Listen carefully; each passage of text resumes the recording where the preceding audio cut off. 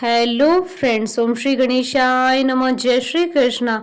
आप सभी का स्वागत है आपके अपने यूट्यूब चैनल पर। फ्रेंड्स, आज हम आपको इस वीडियो में बताने जा रहे हैं जन्मों के पितृ दोषों का निवारण करने वाली मोक्ष प्रदायिनी वैशाख अमावस्या की व्रत कथा और महत्व के बारे में। फ्रेंड्स, वीडियो शुरू करने से पहले आपसे रिक्वेस्ट है, अगर आप हमारे चैनल पर नए हैं और आपने अभी तक चैनल को सब्सक्राइब नहीं किया है तो प्लीज़ सब्सक्राइब कीजिएगा चैनल को, साथ ही प्रेस कीजिएगा बेल आइकन को, जिससे नए वीडियो से रिलेटेड नोटिफिकेशन आपको तुरंत प्राप्त हो सके। और वीडियो पसंद आने पर वीडियो को लाइक और शेयर जरूर कीजिएगा ताकि सभी भक्तों को इस वीडियो का लाभ प्राप्त हो सके।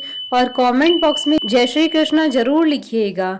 वैशाख मास हिंदू वर्ष का दूसरा महीना है। कृष्ण पक्ष के अंतिम दिन को अमावस्या कहा जाता है। वैशाख मास की अमावस्या कोटि गया के समान फल देने वाली होती है। इस दिन कुंभ सहित श्राद्ध व पिंड दान करने से जन्मों की पितृ दोषों से मुक्ति प्राप्त होती है। हिंदू पंचांग के अनुसार इस बार वैशाख अमावस्या 11 मई 2021 मंगलवार के दिन है। यह दिन धर्म, कर्म, स्नान, दान, तर्पण आदि के लिए बहुत शुभ माना जाता है। वैशाख अमावस्या को सतुआई अमावस्या के नाम से भी जाना जाता है। इस दिन सत्तू के दान करने का विशेष महत्व माना जाता है।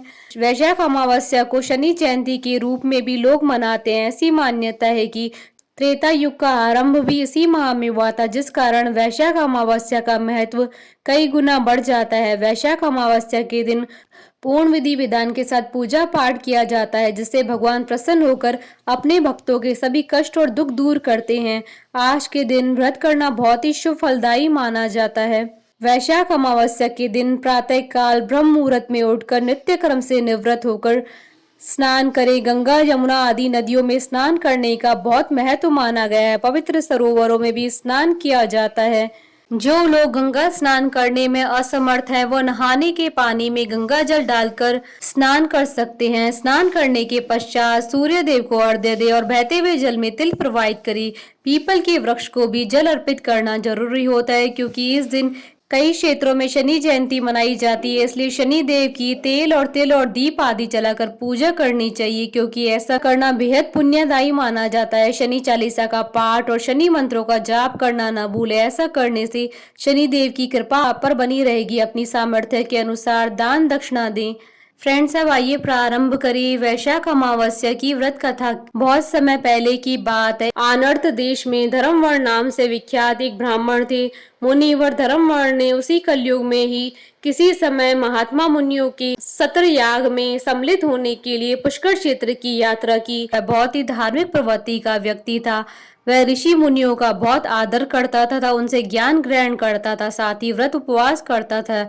एक बार उसने किसी महात्मा के मुख से सुना था कि भगवान विष्णु का नाम इस कलयुग में स्मरण करने से जो पुण्य प्राप्त होता है और किसी भी अन्य कार्य से प्राप्त नहीं हो सकता है। जो पुण्य मनुष्य को अन्य युगों में जो पुण्य यज्ञ करने से प्राप्त होता है, उससे भी अधिक फल मनुष्य को आसानी से इस घोर कलयुग में भगवान नाम का स्मरण करने से प्राप्त हो जाता है। बस सन्यासियों की यह बात धर्मवर्ण के मन में घर कर गई और वह संसार से विमुख होकर विरक्त हो गया और उसने सन्यास ले लिया। धर्मवर्ण सन्यास लेकर इधर उधर भ्रमण करने लगा। एक दिन घूमते घूमते वह पितृलोक में जा पहुंचा। वहां उन्होंने कर्म से कष्ट पाते हुए पितरों को बड़ी भयंकर दशा में देखा। वह दौड़ते, रोते और गिरते पड़ते थे। उन्होंने अपने पितरों को भी नीचे अंधकूप में पड़े हुए देखा। उनको देखकर आश्चर्यचकित हो दयालु धर्मवर्ण ने पूछा, आप लोग कौन है? किस दुष्तर कर्म के प्रभाव से इस अंधकूप में पड़े हैं? पितरों ने कहा, हम श्री वत्स गोत्र वाले हैं। पृथ्वी पर हमारी कोई संतान नहीं रह गई है, अतः हम श्राद्ध और पिंड से वंचित है, इसलिए यहाँ हमें नरक का कष्ट भोगना पड़ता है। संतानहीन दुरात्माओं का अंधकूप में पतन होता है। हमारे वंश में एक ही माँ यशस्वी पुरुष है जो धर्मवर्ण के नाम से विख्यात है, किंतु वह विरक्त होकर अकेला घूमता फिरता है। उसने अपने गृहस्थ धर्म को नहीं स्वीकार किया। वह एक ही तंतु हमारे कुल में अवशिष्ट है। उसकी भी आयु क्षीण हो जाने पर हम लोग घोर अंधकूप में गिर पड़ेंगे, जहाँ से फिर निकलना कठिन होगा। इसलिए तुम पृथ्वी पर जाकर धर्मवर्ण को समझाओ। हम लोग दया के पात्र हैं। हमारे वचनों से उसको यह बताओ कि हमारी वंशारूपा दूर्वा को काल रूपी चूहा प्रतिदिन खा रहा है। क्रमशः सारे वंश का नाश हो गया है। एक तुम ही बचे हो। जब तुम भी मर जाओगे तब संतान परंपरा न होने के कारण तुम्हें भी अंधकूप में गिरना पड़ेगा। इसलिए गृहस्थ धर्म को स्वीकार करके संतान की वृद्धि करो। इससे हमारी और तुम्हारी दोनों की ऊर्ध्व गति होगी। यदि एक भी पुत्र वैशाख, माघ अथवा कार्तिक मास में हमारे उद्देश्य से स्नान, श्राद्ध और दान करेगा तो उससे हम लोगों की ऊर्ध्व गति होगी और नरक से उद्धार हो जाएगा। यदि एक पुत्र भी भगवान विष्णु का भक्त हो जाए, एक भी एकादशी का व्रत रखने लगे अथवा यदि एक भी भगवान विष्णु की पाप नाशक कथा का श्रवण करे तो उसकी 100 भावी पीढ़ियों का उद्धार होता है। ये पीढ़ियां पाप से आवृत होने पर भी नरक का दर्शन नहीं करती।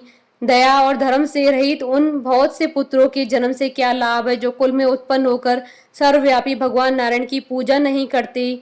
इस प्रकार प्रिय वचनों द्वारा धर्म वर्ण को समझाकर तुम उसे विरक्तिपूर्ण ब्रह्मचर्य आश्रम से गृहस्थ आश्रम में प्रवेश करने की सलाह दो।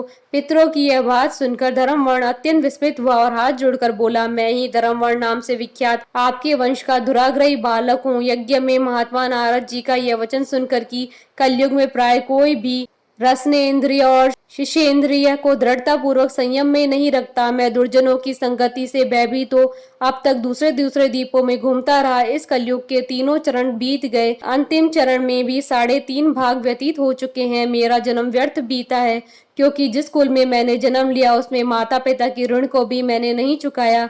पृथ्वी के भारभूत उस शत्रुतुल्य पुत्र के उत्पन्न होने से क्या लाभ है जो पैदा होकर भगवान विष्णु और देवताओं तथा पितरों की पूजा न करे।